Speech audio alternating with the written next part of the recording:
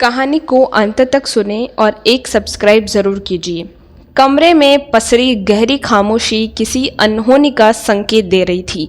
दीवार पर टिकी घड़ी की टिक टिक हर बीतते पल के साथ हवा में तनाव घोल रही थी। राधा बैठी हुई थी, उनकी उंगलियां आपस में लिपटी हुई थी और आंखें दरवाजे पर टिकी थी। बाहर तेज बारिश हो रही थी, जिसकी बूंदें खिड़कियों पर ऐसे टकरा रही थी जैसे कोई भीतर आने की जिद कर रहा हो। आज आदित्य का जन्मदिन था, लेकिन घर में कोई उत्साह नहीं था। रसोई से पकवानों की मनमोहक खुशबू गायब थी। उसकी जगह एक अजीब सी बेचैनी ने ले ली थी। रिया बार बार अपने फोन को देख रही थी। उसकी आंखों में चिंता साफ झलक रही थी। अभी तक कोई खबर नहीं। राधा ने अपनी चुप्पी तोड़ते हुए पूछा। उनकी आवाज में एक अनिश्चित थी। रिया ने नकारात्मक में सिर हिलाया। नहीं माँ जी, मैंने कई बार कॉल किया, लेकिन उसका फोन स्विच ऑफ आ रहा है। आदित्य, राधा का बड़ा बेटा, सुबह से लापता था। वह कल रात एक जरूरी काम बताकर घर से निकला था, लेकिन सुबह तक वापस नहीं लौटा था। उसकी कोई खबर न मिलने से पूरा परिवार परेशान था। घर का सबसे छोटा सदस्य 5 साल का चिराग अपनी दादी के पास दुबका बैठा था।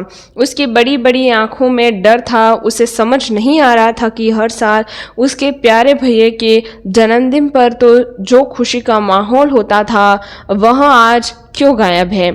करण, आदित्य का छोटा भाई, कमरे में बेचैनी से इधर उधर घूम रहा था।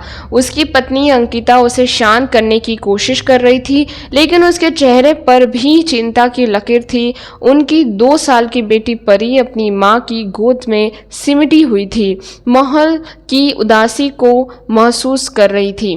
दादी, जो हमेशा घर की मजबूत स्तंभ रही थी, आज चुपचाप बैठी थी। उनकी आंखें नम थी। उन्होंने अपनी जिंदगी में कई उतार चढ़ाव देखे थे, लेकिन अपने पोते की इस तरह गुमशुदगी ने उन्हें अंदर तक हिला दिया था। तभी दरवाजे की घंटी बजी। सबकी निगाहें उम्मीदों से दरवाजे पर टिक गई। रिया तेजी से उठी और दरवाजा खोला। बाहर पुलिस इंस्पेक्टर खड़े थे। उनके चेहरे पर एक गंभीर भाव था। क्या आपको आदित्य नाम के व्यक्ति के बारे में कोई जानकारी मिली? राधा ने लगभग हाफते हुए पूछा। इंस्पेक्टर ने अंदर जाकर सबको देखा और कहा, हमें उनकी गाड़ी शहर के बाहरी इलाके में मिली है। वह खाली थी। यह सुनकर कमरे में एक और गहरी खामोशी छा गई। राधा के चेहरे का रंग उड़ गया। रिया की आंखों में आंसू आ गए।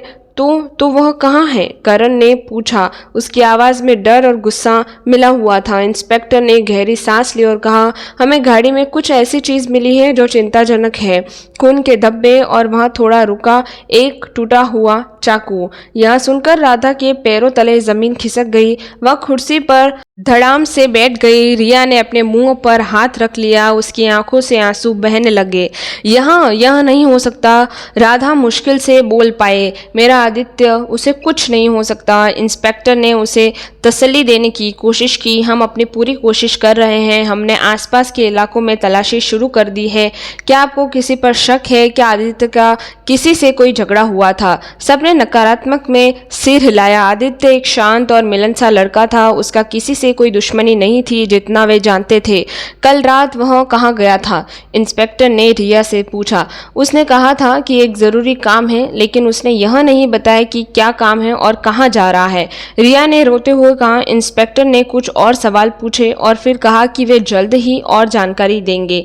उनके जाने के बाद घर में मातम का माहौल छा गया। हर कोई सदमे में था और समझ नहीं पा रहा था कि क्या हो रहा है। चिराग अपनी दादी के गले लगकर रो रहा था। मुझे भैया चाहिए, मुझे भैया चाहिए। अगले कुछ दिन अनिश्चितता और डर से बीते। पुलिस लगातार छानबीन कर रही थी, लेकिन आदित्य का कोई सुराग नहीं मिला। परिवार हर बुरी खबर के डर से जी रहा था।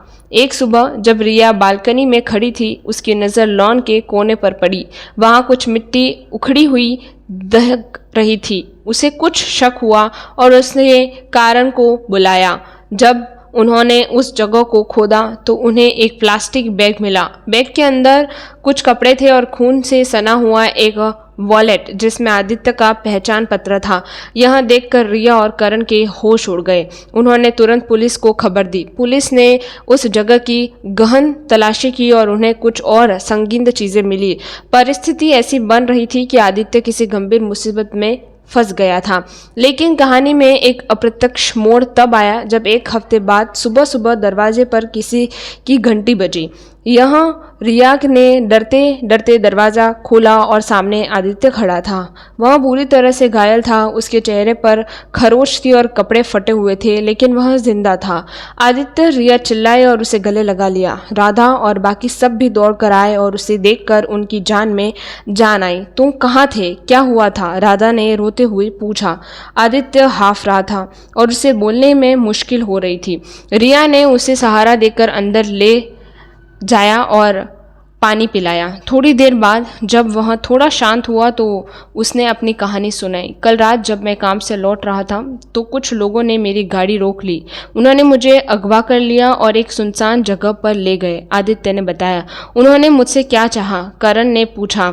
उसकी आवाज़ में गुस्सा था। वे मेरे पिताजी के बारे में पूछताछ कर रहे थे। आदित्य ने कहा। उसकी बात सुनकर सब चौंक गए। तुम्हारे पिताजी? लेकिन तुम्हारे तो। राधा रुक गई। उन्हें याद आया कि आदित्य को तो उन्होंने गोद लिया था। आदित्य ने आगे बताया कि अगवा करने वाले लोग उसके असली पिता के दुश्मन थे।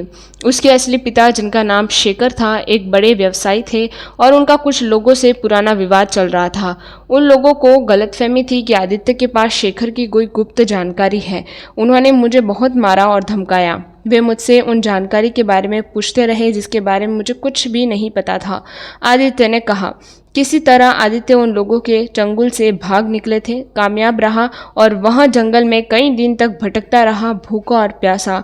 आखिरकार वह एक गांव में पहुंचा जहां लोगों ने उसकी मदद की और उसे घर तक पहुंचाया।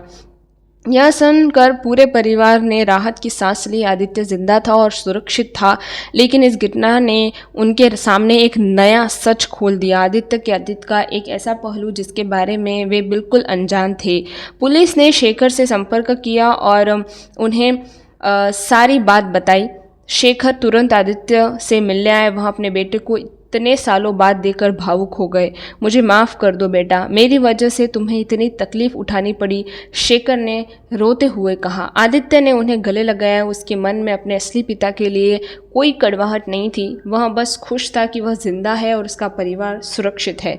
इस घटना के बाद परिवार और भी करीब आ गए। उन्होंने महसूस किया कि जीवन कितना अनिश्चित है और हर पल को प्यार और साथ से जीना कितना ज़रूरी है। आदित्य और रिया ने घर में जल्द ही एक नया मेहमान आने वाला था। इस बार खुशी में एक गहरा एहसास और जुड़ गया था।